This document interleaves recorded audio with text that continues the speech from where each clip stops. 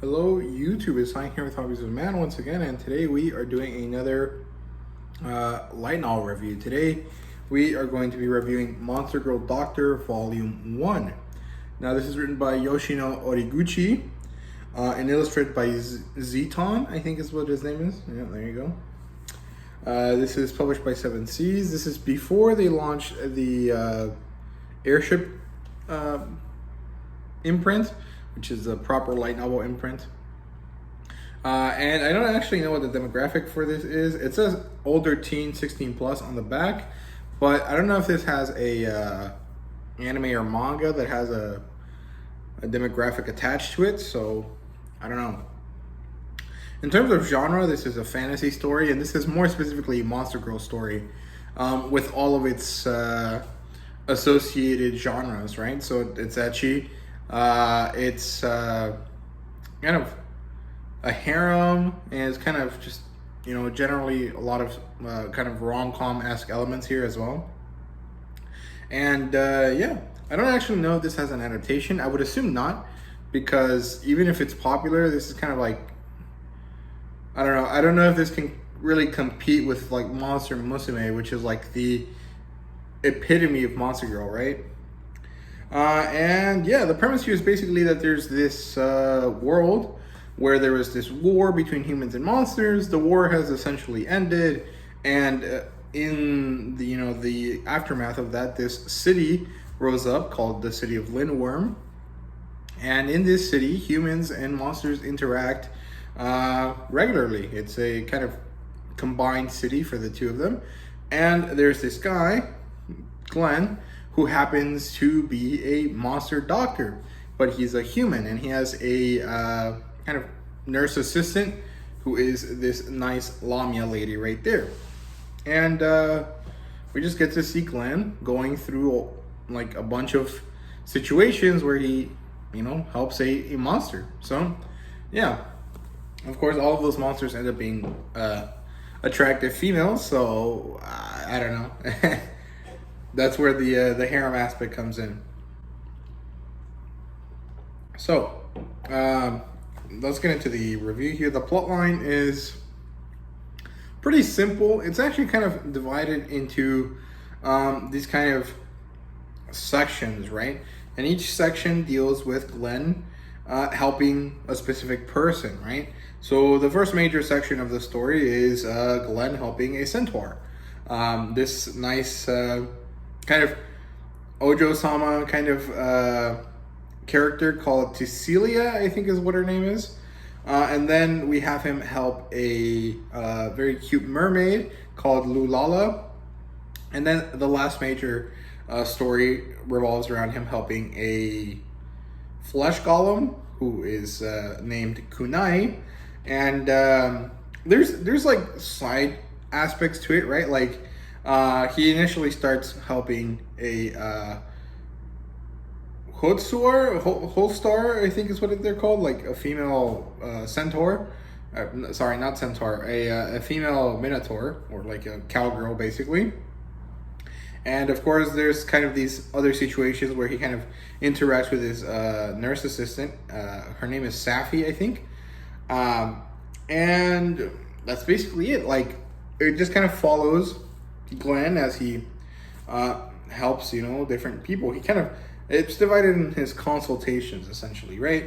But there's kind of a deeper story to them, right? Like, the first issue, or sorry, not the first issue, the first volume is kind of composed of these three different consultations in order to develop into this final climactic act at the end, where there's like this fight between monsters and humans due to this slaving plot that happens to be introduced early on in the book.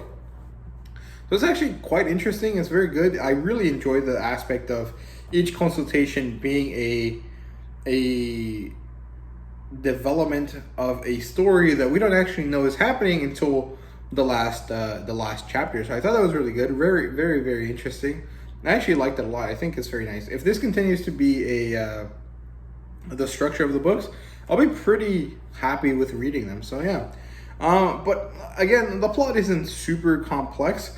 And chapter to chapter, it's gonna just be like Glenn going through the slice of life of being a doctor. So if you're not really interested in that, this was probably not gonna be for you, but it is pretty fun. I did enjoy it, so I definitely recommend it for other people. In terms of characters, there's quite a few. I basically already introduced all of them, but there's Dr. Glenn, who is a 17-year-old human, his friend Safi, who is a 19-year-old Lamia, and then there's the monster girls that he helps. Cecilia Scythia, I think is her name, who is this centaur lady. Lulala, the mermaid, and then there's Scatty Dragonheart or Dragonfelt or something like that, who is basically the leader of the city of Lindworm, and her bodyguard Kunai, who's the flesh golem. And there's quite a few other characters. There's this doctor lady called Cthulhu or Cthulhu, something like that. She's a doctopus, and she's kind of like this monster. So of course, Cthulhu is like the I was about to say Freudian, but it's not Freudian. The eldritch horror god thing from what is his name? I don't know his name, but everyone knows him, right? And yeah, the characters are interesting. They all kind of have this thing for Glenn, obviously, because that's kind of the point. The most interesting relationship is probably Glenn and Safi, because Safi kind of has this love for Glenn, kind of very similar to the Lamia and Monster Musume, but of course that kind of makes sense because in the author's note, the author mentions that Monster Musume is like the greatest inspiration for this Monster Girl series of his. So it's very interesting, but yeah, characters wise, it's pretty good. In terms of world building, I think this is the interesting aspect of the story, because it has this idea that there's this war, and what do you do post-war if you have two giantly different societies, right? Humans, for all of our racism and problems that we have and this kind of tribalistic nature of ours, we're basically the same, right? So if you introduce monsters that are all actually different races, how does that affect what happens? And basically it just forces the racism to go from interacting between humans to humans against monsters, right? And even within the monsters, some of them are racist towards each other, but there's still like one camp. It's like monsters and humans are two separate major aspects, right? And there's this war that happened, and then we also deal with this kind of idea of like, what is the place of warriors in peace, right? Very, very interesting. And it's actually a very complex, kind of thoughtful world that we're set in, but that kind of is jarring based on what the plot line is usually about. It's like, how can you have this very kind of serious exploration of like post-war situations when like you have your doctor kind of messing with this with all of these monster girls and kind of doing stuff that is like ridiculous and weird and that is supposed to be like what's it called, symbolic of something else, like a lot of the time. So it's very odd. I don't really know how to feel about it. If it actually develops the world a lot more, it would be really interesting, but I feel like that jarring effect isn't really going to go away unless the story stops focusing on that kind of like etchy kind of stuff. So yeah, okay, that's plot, characters, and world building. Let's talk about the art now. And I think it's pretty amazing, actually. The art is really, really good. I love the color pages quite a bit. I really, really enjoy this one. I like this kind of combination of all the characters. Yeah, here we go. That's Safi, Kunai right there. She looks like a ninja, of course. That's Lulala. Glenn is right there. This is Tisalia, and that's the Dragon Lady. And yeah, I think the color work that they did here, the colors that they used for the illustration are really good. But also the illustrations themselves are pretty amazing. There's this kind of interesting emphasis on the musculature of the characters in order to make them look a lot more attractive. I think this is probably best signified with Kunai. Let's see if I can find it.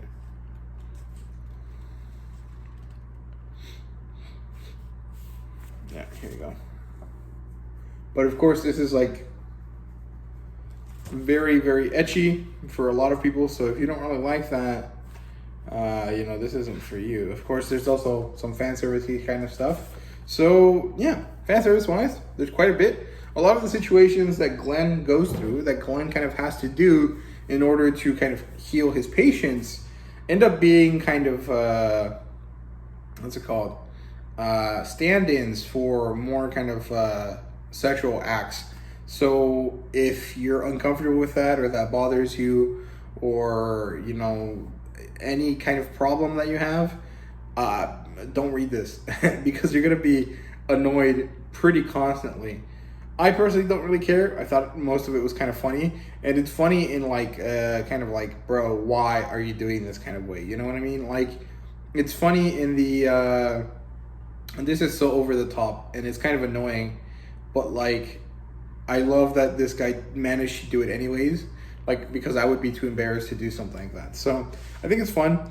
If you enjoy fan service and ecchi stuff, you'll probably like this. If you don't, you're probably not gonna like this at all. So yeah, that's my warning for that. So yeah, rating wise, this is a 4 out of 5. I think it's very enjoyable, but it's not like the greatest thing ever. I gave it a 4 out of 5 because I enjoyed it, not because it's like immensely well written, right? But yeah, that's basically it. There's really no other reasons. The art is really good. The world building is really interesting. The plot line is kind of middle of the road, but it is fun. So yeah, that's it. That's all I have for you guys today. So yeah, I recommend it. I think this is fun if you like ecchi stuff. If you don't, stay away, like I said. In terms of similar titles, I don't really know any because I'm not really a Monster Girl kind of guy. Or I am, but I haven't read any. So like, I'm not really sure. I have seen a bit of Monster Musume. Of course, this is basically based on Monster Musume. So if you like this, you'll probably like Monster Musume. But in terms of like other series, I don't really know. Like, Dragon Maid isn't really like this. And I think that's basically the only other Monster Girl one that I have, or that I know. None of the Devil Girl ones, like Yahi or Devil on the Floor, are similar to this at all. So those really don't count. I don't know. I think Monster Musume is probably the closest thing. And other stuff like Monster Musume would probably work for you. Like the one about the nurse lady that's a Cyclops, or Interviews with Monster Girls might work. But that one is a little bit more serious, so I don't know if that really is a good comparison here. But yeah, that's actually it for me today now. And yeah, hope you guys enjoyed. If you did, please leave a like, subscribe, and comment down below. Let me know what you thought. And yeah, thank you guys very much. See you guys later.